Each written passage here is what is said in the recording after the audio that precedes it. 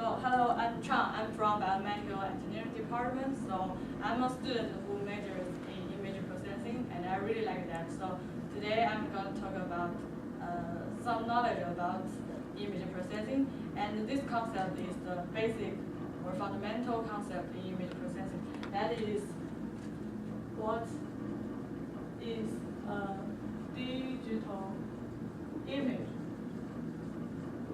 So I'll begin with give you the definition. So the definition for a digital image is that a digital image is actually a numeric representation of image. So there are two types of image according to the pixel value. The first one is the raster image. The second one is the vector image. So usually what we talk about every day is raster image. So raster image, if you have a digital image, it's actually a two-dimensional array, and it's a two array of pixels. So actually there are two very important elements in this digital image. That is the pixel value, which is stored in the array, and the pixel area. So the value reflects the brightness of the pixel, and the area of the pixel reflects the resolution. So if this value is fixed, then we say it's a raster image, and if the value of this pixel is not fixed, it generates from a mathematical geometry, then it's vector image. So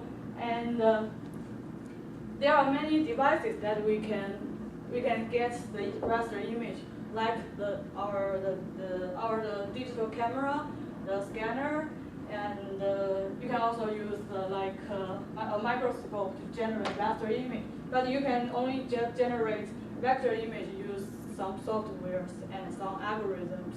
So it's really easy to differentiate these two images, and there are many common file types that basically you everyday use, like JPEG, right, TIFF, and these are really common use digital image type. And for this one, it's compressed, and it was firstly developed by some Japanese scientists, so that's why it was called JPEG. And you also have TIFF, and it's really commonly used in uncompressed image. If you want to reserve all the data, all the information in the image, you will use TIFF. So there are many file types for this, and if I have more time, so I can basically tell more about like what is the RGB image. So for our RGB image, actually you have 3 channels for the image. That is, you have 3 this kind of matrix, and for R channel, so in each of this small block, the value stored in it reflects the intensity of red light, and so this is reflect brightness of green light and blue light. So if you add them together, you can get a lot of colors. So this is the RGB method to reflect the colors, and you can also define an image with HSV. That is the hue, the saturation. This should be B, and brightness. So you can still use these 3 elements to define an image. So basically, there are many important knowledge which can be which we need to know about this image. But today we will just go through this, and if we have more time, possibly we can talk more about this more. Okay, thank you. Good. So I have a question. Yeah. When you were describing the raster image, Yeah.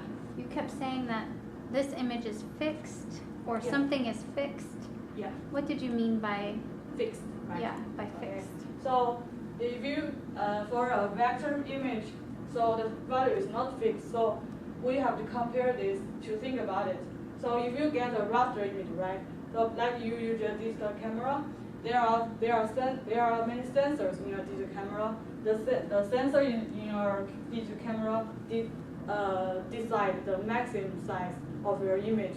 Then so basically if your image is like 1,000 by 1,000 matrix, right?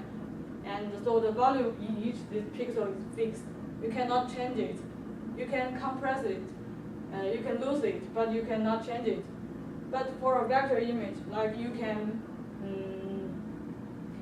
for example, if you want to expand it to enlarge it, the value can change as you manipulate it. So it's a vector image. The resolution won't get changed because it automatically calculates the new value and put into it. Like if you use it's like just like vector image. It's like you can use the equation to describe the image. Like you have a. So basically, you can calculate the equation to describe this line, and you can use a line to describe this line, the equation to describe this line. So actually, you can how to say that?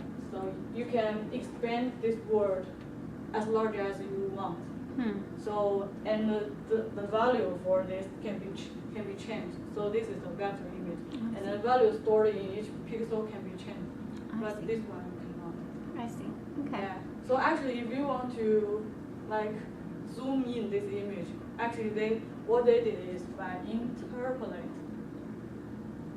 So basically, you only can have this resolution. If you interpolate, the picture will get blurred.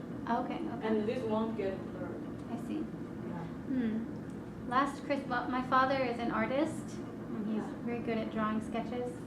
And last Christmas, I got him a notebook where he can draw by hand on the paper, and then somehow using his iPad or something, it will transform his drawing into a vector image.